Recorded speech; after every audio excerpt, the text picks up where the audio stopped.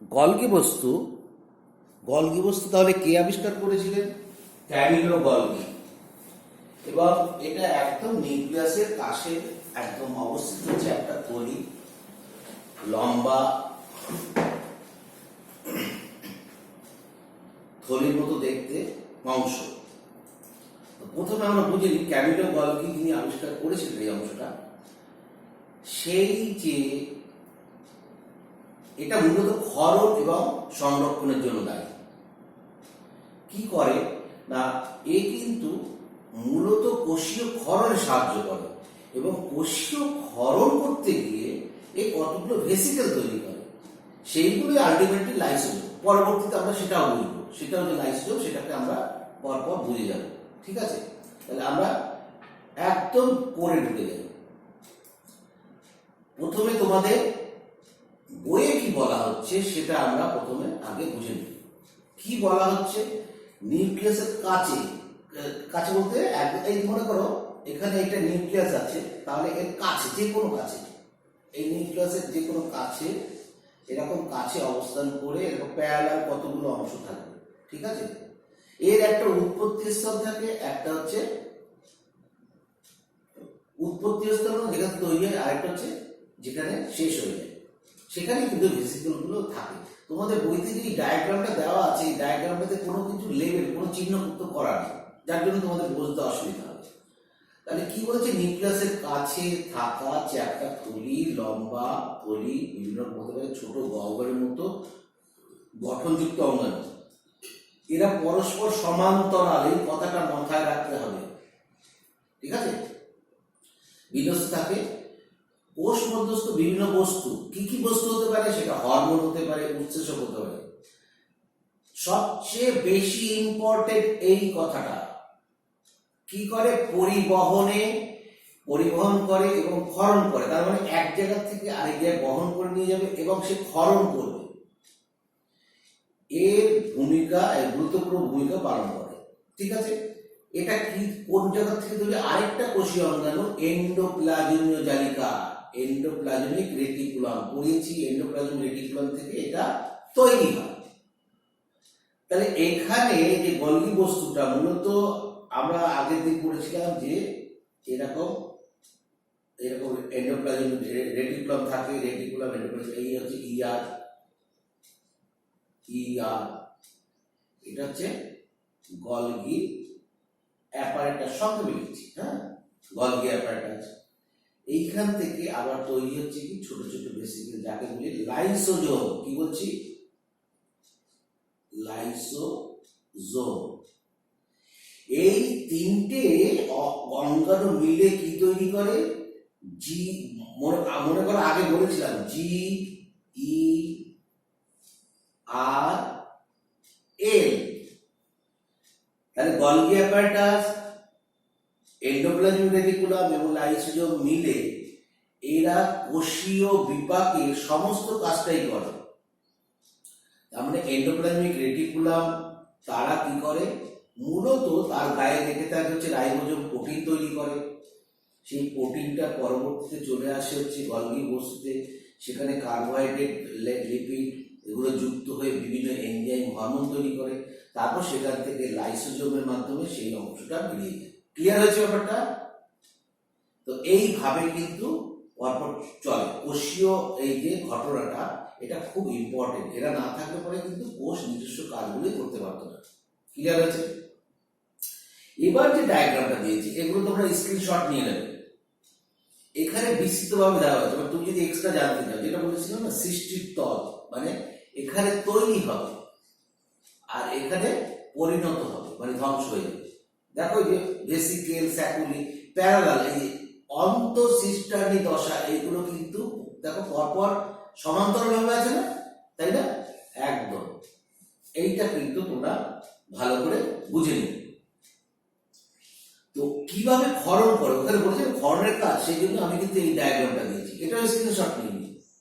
দেখো এই যে গলগি বডির সিস্টার্নি, বুঝতে পারছো? তাহলে এখানে আছে এন্ডোপ্লাজমিক রেটিকুলাম,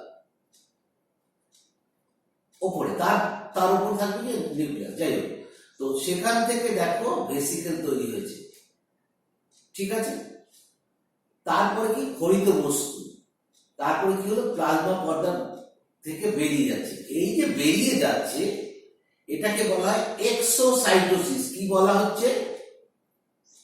এক্সোসাইটোসিস।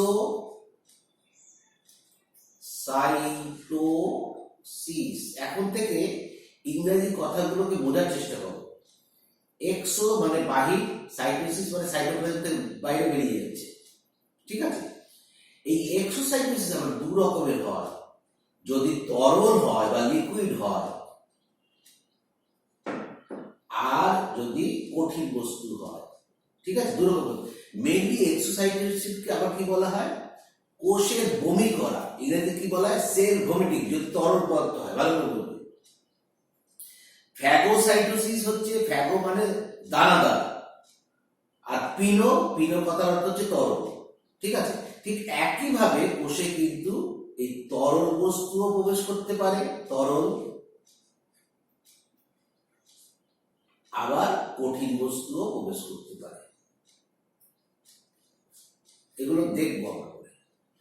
এই তরল বস্তু তৈরি ভিতরে প্রবেশ করে যেটা তৈরি করে তাকে বলে পিনোসাইট, আর কঠিন বস্তু যেটা তৈরি করে তাকে বলে ফ্যাগোসাইট। এগুলো আমরা পরপর জানবো। তাহলে ক্ষরণ পদ্ধতিটা পরিষ্কার হয়ে গেল যে গলগি সিস্টেম থেকে বেরিয়ে এসে ক্ষরণকারী ভেসিকেল তৈরি হয়, তার পরবর্তীতে সেই খরিত পদার্থ এই থলির মধ্যে প্রবেশ করে এবং আরেকটা জিনিস যেটা বলার কথা, এটা তো বলেনি অনেক কিছুই, গলগি বস্তু কিন্তু একক পর্দা দিয়ে ঘেরা, ঠিক আছে। সিস্টেমগুলো একক পর্দা দিয়ে ঘেরা, লাইসোজোমও একক পর্দা দিয়ে ঘেরা, এন্ডোপ্লাজমিক রেটিকুলামও একক পর্দা দিয়ে ঘেরা, কিন্তু নিউক্লিয়াস দ্বি-একক পর্দা, এটা যেন মাথায় থাকে। এবং যত রকমের পর্দা তৈরি হয় সব পর্দাই কিন্তু কোষ পর্দা দিয়ে তৈরি হয়, ঠিক আছে। দেখো তারপরে চলে এসেছে কি লাইসোজোম। লাইসোজোম, এই যে লাইসোজোম, এটা হচ্ছে গলগি বস্তু থেকে উৎপন্ন। এইমাত্র বললাম উৎপন্ন হয় পর্দা ঘেরা, মানে একক পর্দা ঘেরা। এখানে তুমি লিখে রাখবে একক,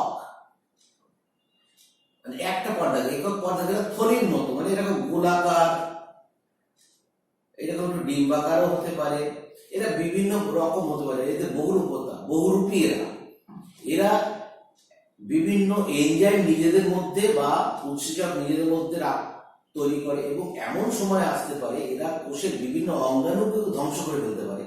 কেন ধ্বংস করতে পারে? কারণ হচ্ছে কোনো মাইটোকন্ড্রিয়ার বয়স মনে করো অনেকদিন হয়ে গেছে, সেই মাইটোকন্ড্রিয়াটা আর কাজ করছে না, সেই মাইটোকন্ড্রিয়া থাকলে পরে কোষের আবর্জনা, তাহলে কি করতে হবে না, সেই মাইটোকন্ড্রিয়াকে ধ্বংস করতে হবে। তখন লাইসোজোম সেই উৎসেচক নিষিদ্ধ করে সেই মাইটোকন্ড্রিয়াকে ধ্বংস করবে। এবার এরকমও ব্যবস্থা হতে পারে যে কোষটারই আর কোনো প্রয়োজন নেই, যে কোষে আছে, তখন কিন্তু লাইসোজোম সেই কোষটাকে ধ্বংস করে ফেলতে পারে। ওই জন্য একে বলে সুইসাইডাল ব্যাগ, বা বাংলায় বলা হয় আত্মঘাতী থলি। মানে সে কি করছে? সে নিজেকেই মেরে ফেলছে। ক্লিয়ার হচ্ছে ব্যাপারটা? সে কিন্তু নিজেকেই মেরে ফেলছে,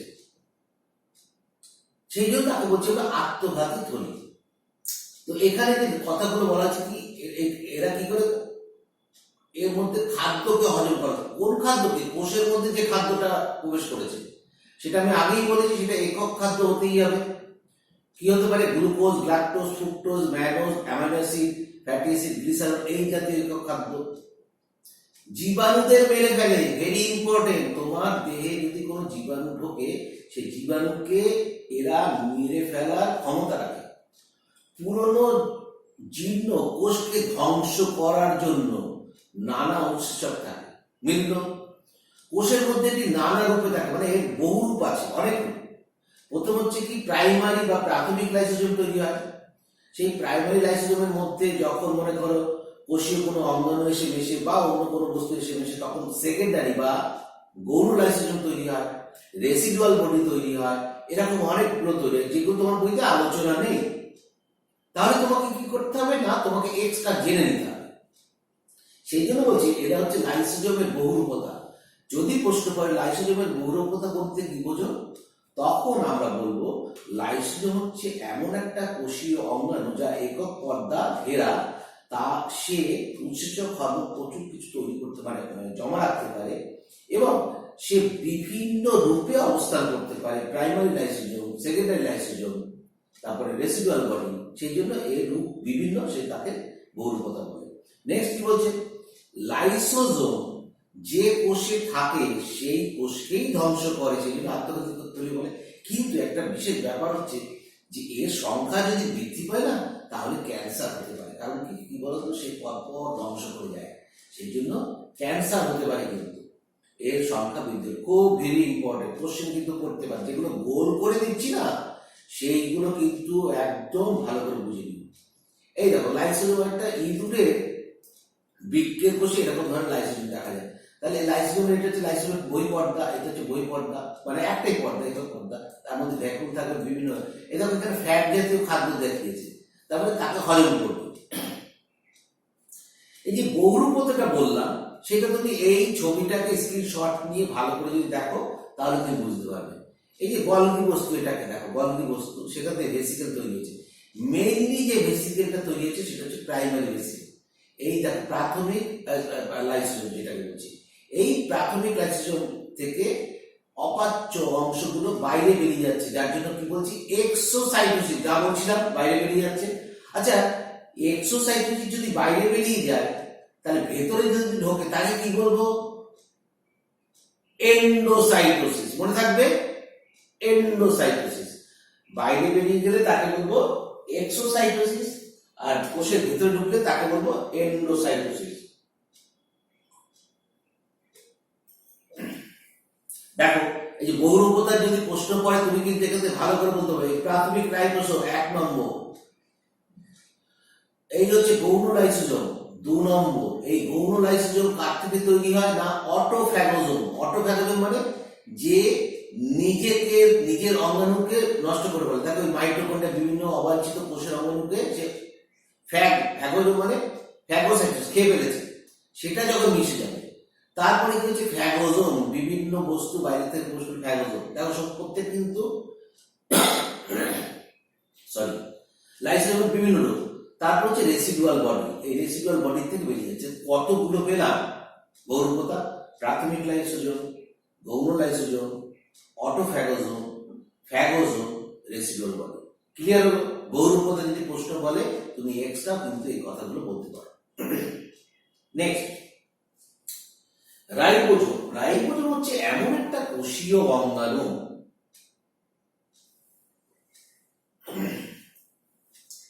যা কিনা আমাদের দেহের, বিশেষ করে কোষে খুব প্রয়োজনীয় একটি অংশ। আমি যা আসবো এখানে, তার আগে তোমাদের সঙ্গে একটু কথা বলি, যেটা হচ্ছে রাইবোজোম। দেখো, রাইবোজোমটা কি জিনিস, কি বৃত্তান্ত করবো, তার আগে একটু জিনিস বুঝি। রাইবোজোম হচ্ছে কি, দুটো সাব ইউনিট বা অর্ধএকক নিয়ে গঠিত। একটা থাকে, একটু জেনে রাখো, একটা হচ্ছে ছোট অর্ধএকক, আর একটা হচ্ছে বড় অর্ধএকক। ঠিক আছে? তাহলে এটাকে বলবো স্মল সাব ইউনিট, স্মল সংখ্যা লিখছি, সাব ইউনিট, আর এটাকে বলবো লার্জ সাব ইউনিট। মানে কি, ছোট একটা অংশ, বড় একটা অংশ। এইগুলো প্রোক্যারিওটিক কোষে একরকমের হয়, সেগুলো হচ্ছে 70S। তোমাদের মাথার উপর দিয়ে যাচ্ছে, এবার আমি জানি, কিন্তু আমি বুঝিয়ে দেবো, তারপর মাথার উপর দিয়ে যাবে। 70S। আর ইউক্যারিওটিক কোষে হয় 80S। এই 80S আর 70S এর ব্যাপারটা এস কেন, বিজ্ঞানী সেডবার বা ভেডবার এটি আবিষ্কার করেছিলেন, নামকরণ করেছিলেন, সেই জন্য এস, সেডবার। ঠিক আছে? এবার আচ্ছা, কোনদিন এরকম দেখেছে যে 50 আর 30 যোগ করলে কত হয়? 80 হয়, তাই না? এটা হচ্ছে 50 সাব ইউনিট, এটা হচ্ছে 30 সাব ইউনিট। এই দুটো যোগ করে দেখা যাচ্ছে 70 হলো। কেন হলো ধরতে পারছো? কমে গেল, এখানে কিন্তু যোগটা মিলল না। খুব ইন্টারেস্টিং। তোমাদের বন্ধু বান্ধবদের যদি তুমি এটা বুঝতে পারো যে আয় সবসময় যোগ করলেই যে সবসময় উত্তর সঠিক হয় তা নয়। কেন হলো না বলতে পারো? কারণ এটা যখন একক অবস্থায় থাকছে তখন এই ভেতরের যে আমি নীল রং দিয়ে যেটা দেখাচ্ছি এটা কমন অংশ, এই কমন অংশটা যখন আমি বাইরেটাকে ধরছি তখন ওই কমন অংশটাকে আর ধরতে পারছি না, তখন আমি কোন অংশটাকে ধরছি, শুধুমাত্র লাল অংশটাকে ধরেছি। ঠিক আছে, লাল অংশটা হচ্ছে 70s, কিন্তু যদি আমি এইটাকে ধরি তখন এটা 30s হয়ে গেল, আর যখন নিচেরটাকে ধরছি তখন এটা দেখো আলাদা হয়ে গেল, তখন আলাদা যখন হয়ে যাচ্ছে তখন 50s। আমার মনে হয় তুমি বুঝে গেছো। তার মানে কমনটা যখন থাকে তখন কিন্তু আমরা ধরতে পারি না। আরেকটা জিনিস যেটা না বুঝলে নয়, যেটা হচ্ছে প্রোটিন। আমরা পড়েছি না, প্রোটিন সংশ্লেষ করতে সাহায্য করে, খুব ভালো কথা।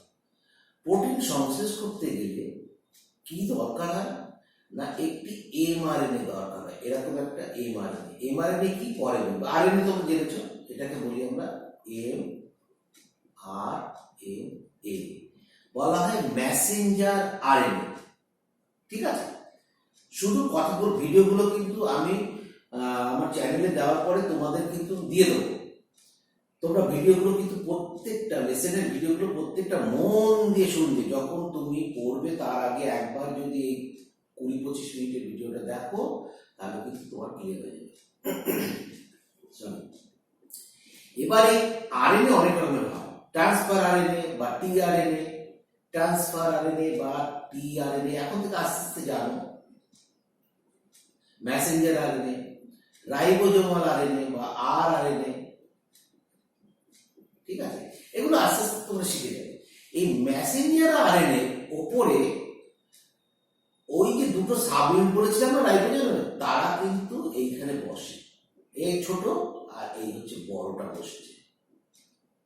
এবার এই যে টিআরএনএ সে কিন্তু অ্যামাইনো অ্যাসিডকে এর মধ্যে নিয়ে আসবে, ভালো করে বোঝো। আর রাইবোজোমাল আরএনএ রাইবোজোমের মধ্যেই থাকে। এরপরে কি হয়, এই অ্যামাইনো অ্যাসিডগুলো পরপর যুক্ত হয়ে এখান থেকে এরকম প্রোটিনের একটা চেইন বেরিয়ে যায়, যেটা আমাদের কাজে লাগে। ক্লিয়ার? যতটুকু বুঝেছো এর থেকে বেশি তোমাদের এই বয়সে বুঝতে গেলে মাথা ধরে যাবে। এই শুধু প্রোটিন সংশ্লেষের উপরে অন্তত 6 থেকে 8 ঘন্টা ক্লাস নেওয়া যায়। অতএব আমরা তোমার বইটাকে আগে ভালো করে বুঝবো, তারপরে চলে আসবো আরেকটু বুঝতে। তাহলে এতক্ষণ বুঝতে পেরেছো যে রাইবোজোমটা কি ধরনের হতে পারে। তবে এই একটা কোষাঙ্গাণু যেটা সেন্ট্রোজোমের মতন, যার বাইরে কোনো পর্দা থাকে না, এরা পর্দাবিহীন। কিন্তু রাইবোজোম উদ্ভিদ কোষও থাকবে, প্রাণী কোষও থাকবে, সেন্ট্রোজোম শুধু প্রাণী কোষে থাকবে। ঠিক? তাহলে এটা পর্দাবিহীন। সাধারণত কোষের সাইটোপ্লাজম সাধারণত ছড়িয়ে থাকে, কিন্তু আমরা দেখেছিলাম কি এন্ডোপ্লাজমিক রেটিকুলাম, যেটা হচ্ছে কাছের দিকে থাকে, একে দেখিয়েছিলাম মনে আছে, যে এর বাইরে কিন্তু এরকম রাইবোজোমগুলো থাকতে পারে, সরি এরকম রাইবোজোমগুলো থাকতে পারে। তার মানে এন্ডোপ্লাজমিক রেটিকুলামেও কিন্তু প্রোটিন সংশ্লেষ হয়। তখন একে বলেছিলাম রাফ এন্ডোপ্লাজমিক রেটিকুলাম। আবার এর থেকে যদি এরকম প্লেন হয় তখন তাকে বলেছিলাম স্মুথ এন্ডোপ্লাজমিক রেটিকুলাম। তাহলে কোথায় থাকছে? এন্ডোপ্লাজমিক রেটিকুলাম থাকছে। আমরা যখন মাইটোকন্ড্রিয়া পড়েছি সেখানে ডিএনএ দেখেছি, সেখানে আমরা ডিএনএ দেখেছি, আরএনএ দেখেছি, তারপরে সেখানেও কিন্তু রাইবোজোম আছে যারা প্রোটিন সংশ্লেষ করে। তাহলে মাইটোকন্ড্রিয়া দ্বি-একক পর্দা বিশিষ্ট কোষীয় অঙ্গাণু তাতে থাকবে, ক্লোরোপ্লাস্ট তাতে থাকবে, তা কি ধাত্রে থাকবে। আর এন্ডোপ্লাজমিক রেটিকুলামের নিউক্লিয় পর্দার বাইরে থাকবে, পর্দার বাইরে। ভালো করে বুঝে নাও, এই যে মাইটোকন্ড্রিয়া এবং প্লাস্টিড, ক্লোরোপ্লাস্ট, এই ধাত্রের মধ্যে থাকবে রাইবোজোম। ভালো করে বুঝো, এর মধ্যে থাকবে রাইবোজোম। আর এই এন্ডোপ্লাজমিক রেটিকুলাম আর হচ্ছে এই যে নিউক্লিয়ার পর্দা, তার বাইরে যাতে থাকবে রাইবোজোম। ক্লিয়ার হয়ে গেছে আশা করি? আশা করি না বোঝার আর কিছু নেই। বাইরে অঙ্গগুলো প্রোটিন সংশ্লেষ করা এই অঙ্গাণু প্রধান কাজ। বলে দিয়েছি প্রোটিন সংশ্লেষ মনে রাখতে হবে, কিন্তু প্রোটিন সংশ্লেষ করা কে? কোন অঙ্গাণু? রাইবোজোম। সংশ্লেষিত প্রোটিন কোষের ক্ষয় পূরণে, দেখো কোষের যে খাদ্য সেটা যদি ক্ষয় হয়ে যায় তাহলে ক্ষয় পূরণ করতে হবে, নতুন কোষ তৈরি করতে হবে। প্রোটিন তোমার পায়ের নখ থেকে মাথার চুল অবধি প্রোটিন ছাড়া কোনো অন্য জিনিস থাকতে পারে, কিন্তু প্রোটিন ছাড়া কোনো কিছু তৈরি করা সম্ভব নয়। আজকে জেনে যাও যে পায়ের নখ থেকে মাথার চুল অবধি সারা দেহ প্রোটিন দিয়েই তৈরি হয় মূলত। এছাড়া কার্বোহাইড্রেট ফ্যাট আছে, কিন্তু প্রোটিন মূলত। তোমার যে বৈশিষ্ট্য, যে জিন, সেটাও কিন্তু প্রোটিন না হলে হবে না। সেটাকে বলা হয়, একটা হচ্ছে তোমার বেসিক প্রোটিন, একটা হচ্ছে ক্ষারীয় প্রোটিন। সেগুলো আমি ভিতরে যাচ্ছি না। তাহলে ক্ষয়পূরণে সাহায্য করে, নতুন কোষ তৈরি করতে সাহায্য করে, এবং কোনো কোনো সময় প্রোটিন কোষের বাইরে ক্ষরিত হয়। কেন ক্ষরিত হয়? যখন অতিরিক্ত হয়ে তখন ক্ষরিত হয়। এবং যদি এই প্রোটিনের যদি অ্যানাবলিক মেটাবলিজম হয়, তখন কিন্তু একটা রোগ হয়, যেটা মূত্রের সঙ্গে বেরিয়ে আছে, ক্রিয়েটিনিন, ইউরিক অ্যাসিড, সেগুলো তো প্রোটিনের থেকেই তৈরি হয় লিখিত পদার্থ। তখন কিন্তু ওই গেটে বাত বলে না, বাত হয়, তারপরে তোমার মনে করো বিভিন্ন ধরনের বাত, শুধু গেটে বাত বলে না, পায়ের তলা ব্যথা হচ্ছে, এই রোগগুলো কিন্তু এর মাধ্যমে হয়। ঠিক আছে, আমি যে ডায়াগ্রামটা এঁকে তোমাদের দেখিয়েছিলাম সেটাই তুমি এখানে দেখতে পাচ্ছ। স্ক্রিনশট নিয়ে বা পজ করে ভিডিওটাকে পজ করে তোমরা কিন্তু দেখবে। শুধু তাই নয়, এখানে কিন্তু ভেতরের অংশগুলো তো আমি কেটে দিচ্ছি। এইগুলো তোমরা করতে যাও, এইগুলো করতে গেলে অনেক বেশি বড় হলে তখন লাগবে। এইগুলো তোমাদের করতে হবে না, তোমাদের এগুলো পড়ার দরকার নেই, আমি কেটেই দিলাম। এগুলো যখন 9-10-এ উঠবে তখন তোমরা পড়বে। তুমি কি করবে? প্রোক্যারিওটিক রাইবোজোম কত? 70S প্রকৃতির হয়, এবং তার দুটো সাব ইউনিট, ছোটটাকে বলা হয় 30S, বড়টাকে বলা হয় 50S। এটি এক্সট্রা বল। দেখো 30 আর 20 50, 30 আর 50 80 হওয়ার কথা, সেটা 70 হলো কেন? এই যে কমন স্পেস, এটা এই কমন জায়গাটা, যার জন্য কিন্তু এটাকে বলা হয় কমে গেল। কিন্তু যখন এটা আলাদা আলাদা হয়ে যাবে, প্রত্যেকেই তখন একটা সারফেস থাকবে, তারপর বাইরের আবরণটা থাকবে, সারফেস এরিয়া থাকবে। তো এখানে কিন্তু আরো অনেক কিছু বলার আছে, কিন্তু আমি আর ভেতরে ঢুকবো, ভেতরে ঢুকলে পরে মাথাটা বন করবে। ঠিক একইভাবে ইউক্যারিওটিক কোষ উন্নত, তার 80S, তার ছোটটা হচ্ছে সাবইউনিট সেলভার ইউনিট 40 আর 60। এখানে তো 100 হওয়ার কথা ছিল, হলো না কেন? না, এখানে এই যে কমন স্পেস, যখন দুটো 100 মিশে যাচ্ছে তখন এই জায়গাটা কিন্তু কমন হয়ে যাচ্ছে। এই যে সেলভার ইউনিট বা এটাকে বলা হয় সেডিমেন্টেশন কোএফিশিয়েন্ট। এটা কি জিনিস? খুব সোজা জিনিস, একদম খাটনির জিনিস না, কিন্তু কথাটা শুনলেই তুমি বুঝে যাও। মানে থিতিয়ে পড়ার প্রবণতা। মনে করো একটা কাচের গ্লাস, ভালো করে বোঝো। এই কাচের গ্লাসটায় তুমি কি করেছো? তুমি কি করলে না, এই কাচের গ্লাসে জল নিয়েছো, ঠিক আছে? জল নিয়ে তুমি একটা ছোট্ট লোহার বল ফেললে কি চট করে এখানে লোহার বলটা পড়ে যাবে। তারপরে তুমি মনে করো আটার দানা দিলে, আস্তে আস্তে আটার দানাগুলো পড়বে। তারপরে গুঁড়ো আটা দিলে, সেগুলো কিন্তু ভাসতে থাকবে। তাহলে এই যে থেতিয়ে পড়ছে, এই যে এক একটা থেতিয়ে পড়ছে, মানে কি গ্র্যাভিটেশনাল ফোর্সের জন্য, তোমার ফিজিক্সও পড়বে। এই যে থিতিয়ে পড়ার প্রবণতা, এটাকেই বলা হয় সেডিমেন্টেশন কোএফিশিয়েন্ট ইংরেজিতে। সেই জন্য এইটা সেভাবে মাপা হয়, যখন দুটো একক একসঙ্গে থাকে 70, সেটা তাড়াতাড়ি করবে না, ভার বেশি। যখন আলাদা করা হবে তখন 30টা উপরে থাকবে, 30টা উপরে থাকবে, 50টা নিচে থাকবে। আর যদি 70 হয়, 70 একসঙ্গে নিচে থাকবে। এই ঘটনাটাকে বলছে, আর কিচ্ছু না। যত বড় হবে তত সুন্দর করে আমি বুঝিয়ে দেবো। এই কোভিড সিচুয়েশন চলে গেলে যার যা প্রশ্ন থাকবে, কোভিড সিচুয়েশন চলে গেলেও আমি কিন্তু অনলাইনে কিন্তু, কারণ তোমরা জানো যে আমি ব্যস্ত থাকি, হেডমাস্টার তো, আমাকে বিভিন্ন কাজে ব্যস্ত থাকতে হয়। তোমাদের ক্লাসে তো এত বোঝাতে পারবো না, তাহলে এক্সট্রা ক্লাস আমি তাহলে বাড়িতে বসে তোমাদের বোঝাতে পারবো। এই চ্যানেলটা কিন্তু সেই জন্যই করা, আজীবন তোমাদের আমি বোঝানোর জন্য তৈরি আছি। তোমরা যত বুঝতে চাও আমি বোঝানোর জন্য তৈরি। তোমরা না বুঝলে কিন্তু আমি অখুশি হব, এটা মাথায় রাখতে হবে। তাহলে প্রোক্যারিওটিক রাইবোজোমটা বললাম। এবার এই সেন্ট্রোজোমেরও কিন্তু কি নেই না, আরেকটা কোষাঙ্গুলো শুধুমাত্র প্রাণী কোষে পাওয়া যাবে। ভালো করে বোঝো, কটা পয়েন্ট। উদ্ভিদ কোষে পাওয়া যাবে না, 1 নম্বর। এর কোনো পর্দা নেই, একক পর্দা নেই। তাহলে আগে রাইবোজোম পড়লাম, তারও কোনো একক পর্দা নেই। এরা কোষ বিভাজনে সাহায্য করবে। প্রাণী কোষের বিভাজন মানে একটা কোষ থেকে দুটো কোষ বা একটা কোষ থেকে চারটে কোষ। আমরা জানি কোষ বিভাজন মূলত 3 রকমের হয়, একটা হচ্ছে অ্যামাইটোসিস, একটা মাইটোসিস, আর একটা হচ্ছে মেয়োসিস। একটা হচ্ছে অ্যামাইটোসিস মানে সরাসরি কোষ বিভাজন, মাইটোসিস মানে হচ্ছে বেমতন্তুর সাহায্যে কোষ বিভাজন বা সমবিভাজন, আর হচ্ছে মেয়োসিস বা রাগ বিভাজন। এগুলো তোমরা বড় হয়ে জানতে হবে। তাহলে কোষ বিভাজন, প্রাণী কোষের তো কোষ বিভাজনে সাহায্য করে সেন্ট্রোজোম। বলতে পারো উদ্ভিদ কোষের কোষ বিভাজনে সাহায্য করে কে? সেখানে তো রাইট, অ্যাবসলিউটলি রাইট, মাইক্রোটিউবুলস, যেটাকে বলে সাইটোস্কেলেটন।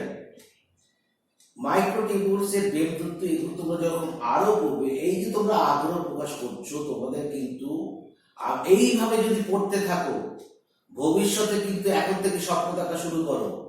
আমি এইমসে, দিল্লি এইমসে পড়বো। এখন যে স্বপ্ন দেখে সে স্বপ্ন পূরণ করে, যে স্বপ্ন দেখে না সে পূরণ করতে পারে না। কিন্তু এখন থেকে ভাবো ক্যালকাটা মেডিকেল কলেজে পড়বো। আমাদের প্রিয়তর স্যার আছে, প্রিয়তর স্যার A to Z না পারলে বুঝিয়ে দেবে, মাথায় থাকে। তাহলে এটা একটা কোষীয় অঙ্গাণু, সেন্ট্রোজোম পর্দাবিহীন কোষীয় অঙ্গাণু। তাহলে প্রাণী কোষের কোষ বিভাজনে সাহায্য করে। এবার এই যে তোমার বইতে এই যে চিত্রটা আছে, এই চিত্রটা দেখে কিছু বোঝার উপায় আছে? কোনটার কি নাম? আমি তো জিজ্ঞাসা চিহ্ন দিয়েছি, বলতে পারো এই দুটো অংশের নাম কি? সেন্ট্রিওল। হ্যাঁ, সেন্ট্রিওল, সেন্ট্রিওল, ভালো করে মাথায় রাখবে। আচ্ছা, এখানে কটা সেন্ট্রিওল আছে? দুটো সেন্ট্রিওল আছে। এই জন্য এর আরেকটা নাম হচ্ছে ডিপ্লোজোম। দুটোকে একসাথে কি বলা হয়? ডিপ্লোজোম।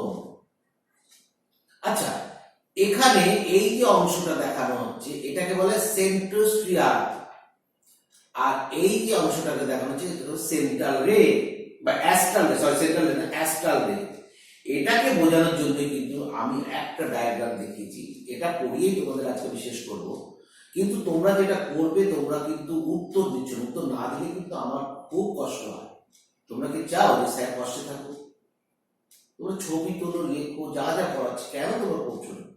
ছবি তুলে আমার হোয়াটসঅ্যাপে দাও, কোনো অসুবিধা নেই তো। এবং আমি তো ভিডিও দিচ্ছি। আচ্ছা, আমি ভিডিওগুলো দিই, রাত্রেবেলা দেখো তো, প্রত্যেকে দেখে নেবে। তোমাদের গ্রুপেই কিন্তু ভিডিওগুলো দাও। হ্যাঁ, প্রত্যেকে বুঝে নেবে। এই যে কথাগুলো বলছি, এই জিনিসে কিন্তু তুমি দেখতে পাবে। আমি আশা করছি যে সব ঠিকঠাক হয়, 2 রকমের ভিডিও দেবো আছে। তাহলে এই যে অংশটা, এই দেখো সেন্ট্রোজোমের ব্যাপারটা দেখো, এইরকম অ্যাস্ট্রাল রে চারপাশে যেটা আছে, বাংলাটা পড়ো। ভেতরের অংশটাকে কাইনোপ্লাজম বলে। এটা তোমার জানার এখন দরকার নেই, এটা বিস্তৃতভাবে পড়তে হবে। এই যে সেন্ট্রোস্ফিয়ার, এই সেন্ট্রোস্ফিয়ার হচ্ছে তার ধাত্র অংশ। আর এই যে রে গুলো বেরিয়ে গেছে অ্যাস্ট্রাল রে, আর এই দুটো সেন্ট্রিওল, যে দুটো সেন্ট্রিওল তারা একে অপরের সঙ্গে কি করে আছে না, এরকম লম্বভাবে আছে, সেই জন্য একে বলা হয় ডিপ্লোজোম। তাহলে আমি কিন্তু এবার পড়াটা এখানে শেষ করবো নাকি? সবাই মোটামুটি বুঝে নিয়েছো, কোনো অসুবিধা নেই তো। এর পরবর্তী যে পড়াটা সেটা কিন্তু ঠিকঠাক করে পড়তে হবে। বারবার যেটা বলছি, পড়াশোনাটা ঠিক করে করো। পড়াশোনাটা যদি তোমরা ঠিকঠাক করে না করো, তাহলে আমি কি করে বুঝবো যে তোমরা বুঝতে পারছো? তাহলে এখানে শেষ করছি।